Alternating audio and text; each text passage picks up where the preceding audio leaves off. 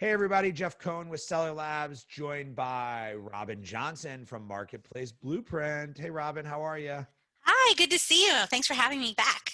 Yeah, I miss Robyn is one of my like OGs in the space that we've been traveling and that we used to travel and see each other regularly. So it's really strange to only be connecting with you via um, video chat. But what I wanted to get into today is follow up on your presentation from Resonate a couple of years ago.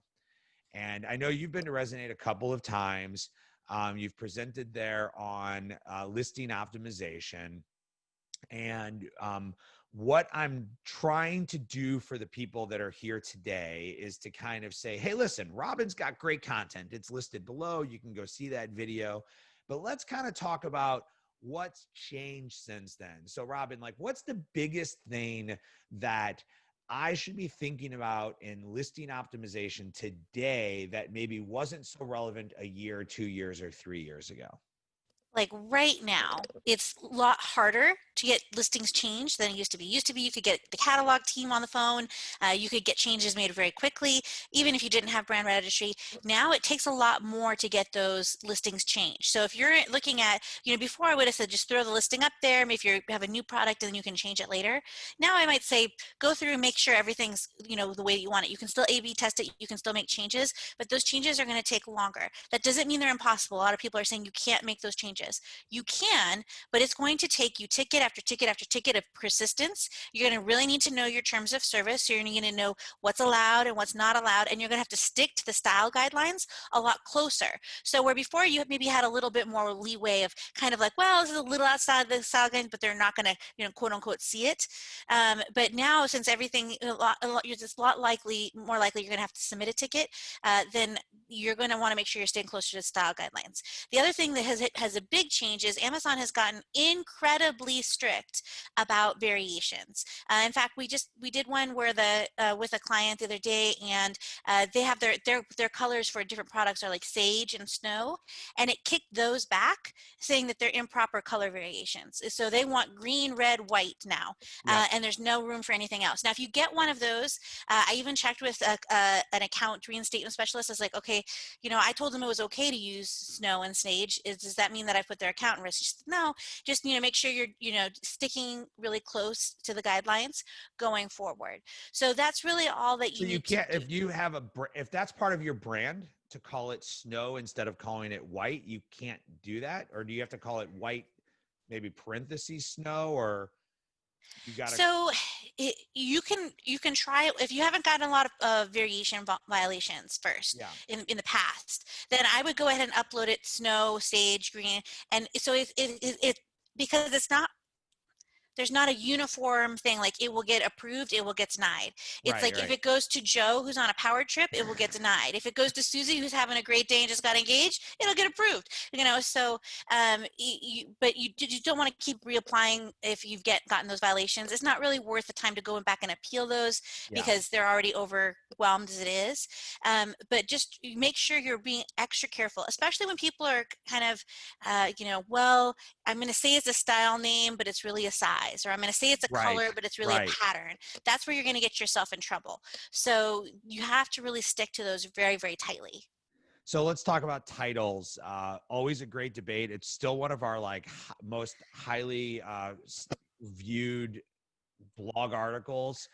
How many characters can I have in a title? How many? Okay, so how many characters can I have is going to vary by category. Mm-hmm. How many characters should I have? Like, what's the optimal number? Is it 50? Is it 80? Do I go for mobile? Do I go for 150 because I'm allowed? So, I mean, you want to use the fewest number of characters that is possible to accurately describe your product. So when a customer says, is this the right product for me? Is this what I'm searching for? Yes, no. But it used to be we wanted to use up all of that space. Right, And yes, we want to make sure, like, you don't want to just say toothbrush. You want to say, supersonic like you want to give as many descriptives that are necessary, right. but making it so long that it's unreadable isn't helpful.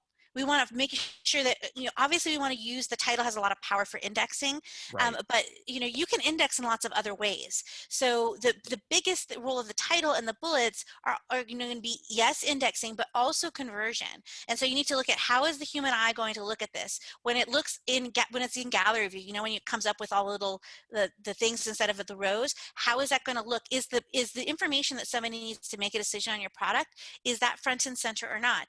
If I search for this and it comes up in Google, how is it going to show up? How is it going to be truncated? So we try to make sure the most important information is within the first like 70 or so characters. But sometimes, if you have a long brand name or you're doing something that's technical, your title is going to be longer. But if you have literally a blue toothbrush, you do not need to use, Amy's blue toothbrush, great for teeth, that's Teeth. not helpful. Yeah. Right. The tooth fairy's favorite. Yeah, the tooth fairy's favorite, hygiene approved, like that's not as helpful, right? So we want to make sure that when people, and some of those things, they actually make your product look cheap. So if you get too far, it looks like, pretty bauble for a pretty lady, you have to be careful that you're presenting your brand in a way that matches the images as far as the level of quality and the level of authority that you have in the tone of your content. Okay, so our goal of writing our titles and our bullets is to get indexed for more keywords. So you had said there's other ways to get indexed for keywords. What are, if I, how many keywords, this is probably a great place to start. How many keywords should I target for indexing, right? When I'm going and making my keyword list, how many keywords should I target? Should I stick to 5? Should I be trying to get 25? And then when I have my primary ones, what's the best way to ensure that I'm getting those indexed? And if I'm not seeing them getting indexed?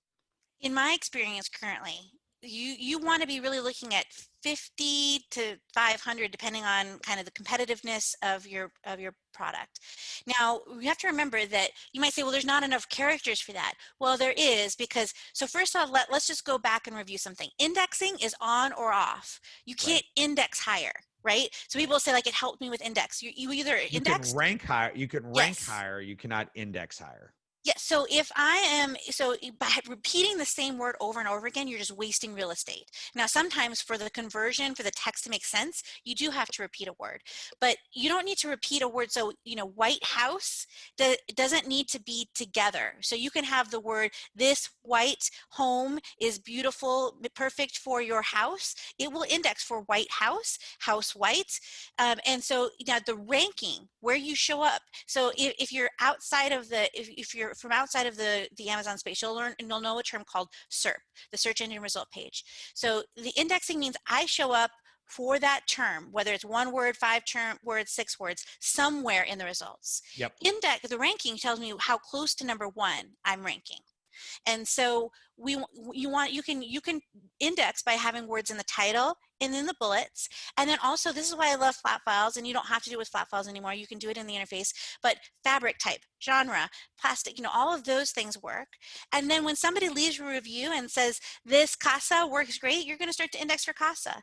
And if they see that, people are coming from Blue House, a listing, they did a search for Blue House, they look at this, and then they end up coming to your listing and they end up purchasing, and they see that traffic, you might Maybe start through to an index that ad way. or something like that. Yeah. Exactly.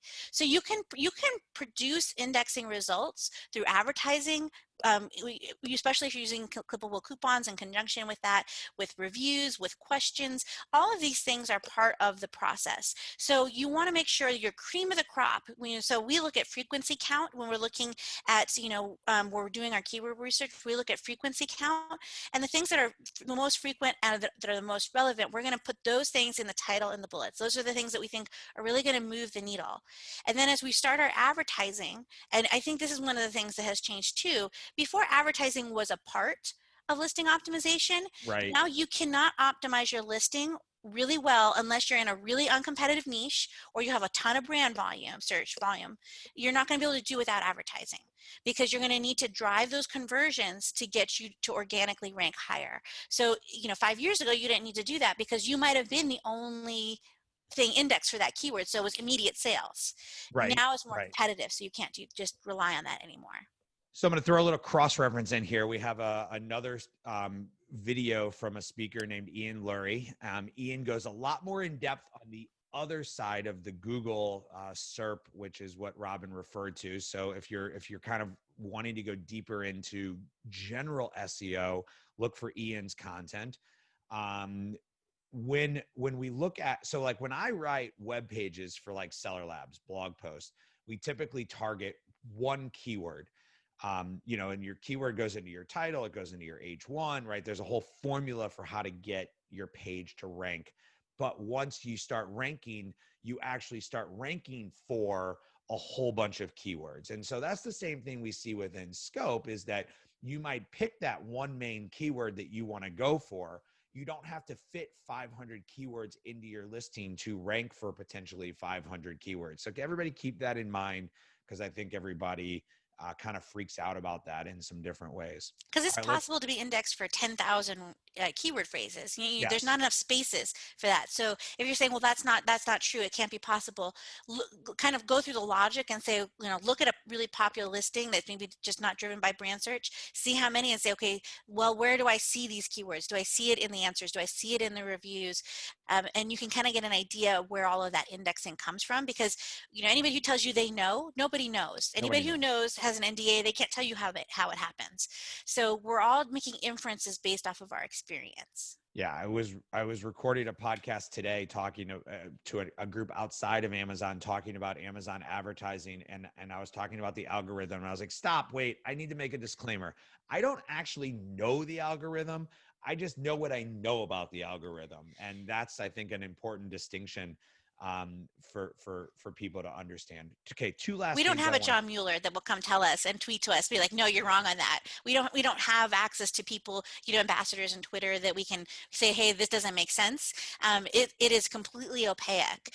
And because of the way that Amazon is designed, you might say, well, I had somebody at Seller Central, I submitted a ticket, they gave me this response. That doesn't mean it's right. And the Right. reason for that is Amazon is very compartmentalized. And so very few people on the front lines where you're going to interact with actually know the bigger picture and how it works. So you have to kind of take everything with a grain of salt.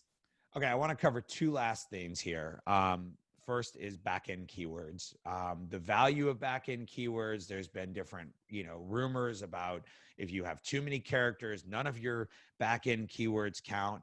When you're looking at building listings and optimizing, what kind of value do you put behind back-end keywords, and what kind of rules do you follow? So the backend keywords are the last step for us. I know a lot of people think like title, bullets, backend keywords. That's not what you should be doing anymore. It should be title, bullets, rest of the structured data. So everything else, size, flavor, all of those pieces, we're going to use all of those. And then only for those specific individual one word keywords. So we're not talking about, normally when we talk about keywords, we're talking about White House as one keyword. For in the individual word, if there's an important word that we think is going to drive us a lot of potential sales, that one is either inappropriate to put on the page. So if you have an alternate use for a product that everybody's using for, but you don't really want to advertise that that's what it's used for, or it would confuse your customers if you said that is what it would be used for, that's where back-end search terms are really, really helpful. The other thing is that maybe it just didn't make sense. Maybe there's a really common way that people misspell your brand, but you obviously don't want to put that on the front page. Though that's a great place for the search terms. It's the things that should go in that back section are the things that didn't fit anywhere else because they were either inappropriate to the human eye. Usually that's going to be what it is that they're Right. important for the indexing, but they're not appropriate for the conversation that needs to happen on that front page. So they are very important. Now it will air out. So if you try to put one character in too much, it's like, nope, we're not going to, the whole file will air out. So it won't let you do that. So you don't need to be worried about that. Just stay under that 250 bytes. And you Now use that. let's make the distinction. Bytes Mm-hmm. literally means everything, including spaces, commas, hyphens, And if you're using everything. like a Hispanic word where like maybe it's got an tilde over the N, then that's a different character count, right? Right. So you need to thinking about that. Now, once you have that up, if you're a part of the brand registry program, I just did an article not too long ago, I think last month, on brand analytics. in the brand dashboard, there's a thing called the search term optimizer, and it will actually highlight and said, you put house in the back end search terms, but it's in your title. You don't need to repeat it. And so that gives us a clue that, because some people are like, well, I still need to repeat it for indexing. If Amazon wanted you to repeat it, they would not have built you a tool specifically to identify how not to repeat that word. Right. Yep. So Amazon doesn't do things willy-nilly. They don't have time to be like, well, let's manipulate them and just make them think the ball's over here when the Right. ball's over there. Right.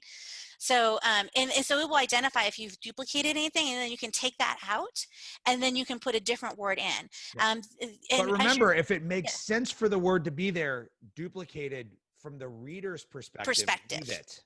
Yes. So don't write, if you had stain remover in the title, don't put stain removes in the copy because you Right. don't want to use remover twice. You make sure you always optimize for the customer first, for all search engines, optimize for the customer first.